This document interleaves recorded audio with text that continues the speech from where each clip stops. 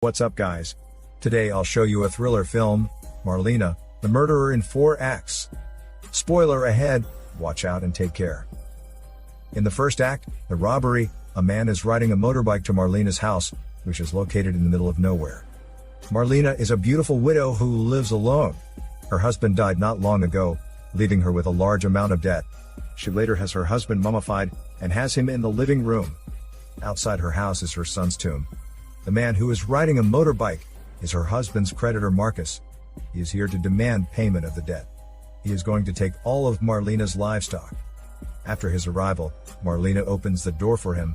Marcus enters the house, picks up, and begins to play yunga, which is a musical instrument. He also demands dinner. Marlena doesn't say anything about that. She prepares everything Marcus asks for, and serves him well. Marcus tells Marlena while drinking, that although she is a widow, she is lucky that other nasty men still want her.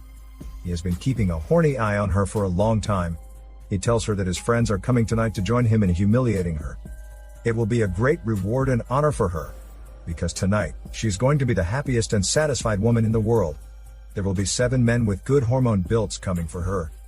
Marcus expresses his nasty desire shamelessly. He also requires Marlena to cook chicken soup for them. She needs to prepare a big meal for tonight before the hormone feast. Marlena pretends to agree to cook dinner. She walks into the kitchen and closes the curtain, thinking about how to kill these nasty men later. When night falls, the other 6 men arrive as expected. 2 men take all of Marlena's livestock away. The rest of them stay in the house and drink alcohol. Marlena is cooking chicken soup in the kitchen. She is ready to kill them. Marcus gets impatient. He goes to the bedroom to wait for Marlena. Marlena walks out of the kitchen to get her weapon. All the men are attracted by her beauty. When she walks through the living room, she greets them and enters the bedroom. Marlena sits down in front of the mirror, pretending to put her makeup on, while Marcus is sitting on the bed, admiring her beauty. He doesn't notice that Marlena stores a small bag that contains poisonous fruits in her bosom. Martina returns to the kitchen, crushes the fruits, and cooks them in the soup. A young man named Franz suddenly enters the kitchen. Marlena calmly stomps the rest of the fruits into the dirt on the floor without being noticed. He wants to try the chicken soup. Marlena begins to feel nervous. She worries that if he drinks and the poison kicks in, her plan will be ruined. As she is thinking about what to do, an elder man enters the kitchen. He shouts at Franz for daring to have food before the elders. The elder man kicks him out of the kitchen to work, and asks him to come tomorrow. Marlena feels relieved that she can continue her plan. She brings the food to the men and serves them well, in food but not hormones yet. However, those 4 men have no idea that death is approaching. They are eating and chatting, enjoying the dinner, especially the chicken soup. Marlena turns her back to them, sitting and waiting for the poison to kick in. Soon the poison goes into their blood, and they die quickly. After that, Marlena turns to the bedroom with a determined look. There is only one enemy left. She enters the bedroom with the food. Then she sits on the bed, and asks Marcus to get up and have dinner. Marcus grabs her arm, and knocks over the food. He doesn't want to eat now. He is only interested in the woman sitting in front of him. He orders Marlena to sit on the bed, and take off her clothes. Marlena is hesitating. Her plan is interrupted, and she can't fight him. She just sits there, not moving. Marcus can't wait. He pushes her over, and is going to assault her. During the hormone game, Marlena quietly grabs the long blade beside the bed, and beheads him when he is about to reach orgasm. Marlene feels so relieved when they are all dead. She naively thinks the law will be on her side, so she goes to the police. In the second act, The Journey, Marlena is waiting for the bus to the police station, which is far away, carrying Marcus's head and a long-bladed weapon with her. She meets her neighbor Novi, who is pregnant. Marlena doesn't want to talk to her, but when Novi approaches her, she still tells Novi where she is going. Novi doesn't seem scared when she sees Marcus's head. Seeing Marlena speaking to her, Novi starts to talk about herself.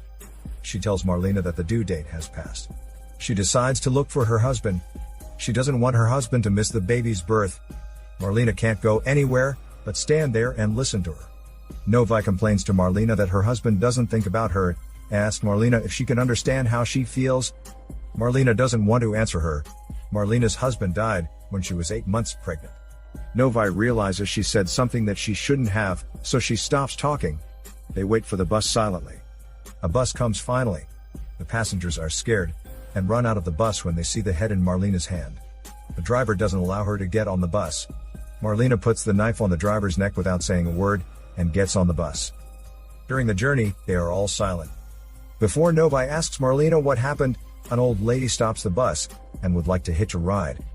The driver asks the old lady not to get on the bus, but she won't listen. She has been waiting for a long time, and also, she is in a rush to attend a wedding, and give the horses to the bride as a wedding gift. The old lady suggests Marlena put the weapon away. It must be tiring holding it for the whole journey. What's more, the driver can't escape anyway. Marlena thinks it makes sense. So she puts it away, and joins the passengers in the back seats. The old lady's nephew is curious about the head. Marlena tells him the head belongs to a criminal. It is a long journey. The old lady and Novi are chatting all the way, while Marlena remains silent.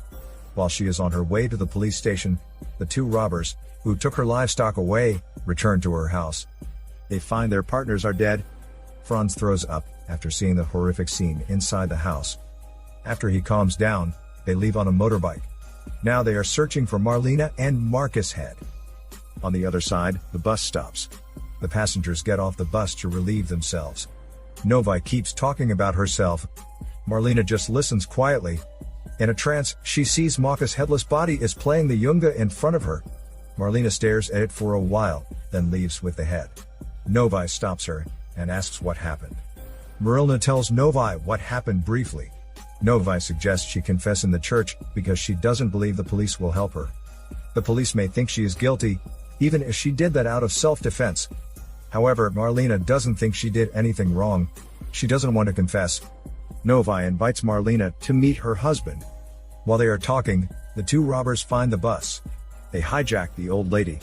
Marlena and Novi stay hidden. Novi asks Marlena to stay put, and goes up to give Franz long directions. The robbers hijack the bus and the passengers, leaving a horse behind. Marlena doesn't come out of hiding until they've gone. Later, without any choice, she decides to ride the horse to the police station. In the third act, the confession, Marlena keeps having the vision of Marcus's headless body following her along the way, but she is not scared. She stands at the door of the police station with the head in her hand, which is now in a wooden box, rather than wrapped in cloth. A little girl invites Marlena to have a meal in the shop close by. After a long journey, she is hungry now. She rejects the chicken soup the little girl recommends, and orders some skewers. During the chat, Marlena learns that the little girl has the same name as her son. After dinner, Marlena looks at the police station, and thinks about Novi's words. She hands the box to the little girl, asking her to keep it and not to open it, and she goes to the police station alone. The police officers are playing table tennis at that time, ignoring the people who are waiting to make a report. Marlena waits for a long time, before a police officer turns to her. The officer receives her indifferently, asking her irrelevant questions. She can tell the officer is not interested in her case at all, and feels a bit upset. It takes 2 or 3 days before they can investigate at the scene. They can't test her, until the rape test equipment arrives in a month.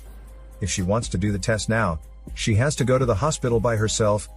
As for the two robbers, they don't care if they will get revenge on her or not. Marlena is completely disappointed to hear that. She leaves the police station, and asks the little girl to give the box back. Marlena can't help crying, thinking about the police's inaction and her suffering. The little girl puts her arms around her, trying to comfort her. Marlena feels better with the little girl's company. The next morning, Marlena puts the head into a sack. She gives the sleeping girl a kiss, and leaves. While Marlena takes a break on the road, she gives Novi a call. In the fourth act, the birth, before Marlena calls Novi, the two robbers kill the bus driver, and bury the body by the side of the road. Just then, Novi's phone rings. Franz asks her to pick it up. The call is from Novi's husband. Scared, Novi cries to her husband. Franz grabs her phone, and lies to her husband that she cheats on him. Novi tries to get her phone back, but she can't. The old lady's nephew decides to fight back. He kicks Franz to the ground, and takes his chance to escape with the old lady and Novi on the bus. Franz and his partner chase after them. The bus stops outside a house. Novi borrows their phone to call her husband. She is shocked that her husband believes what Franz said, and shouts at her. Novi feels like she needs to explain it to her husband in person.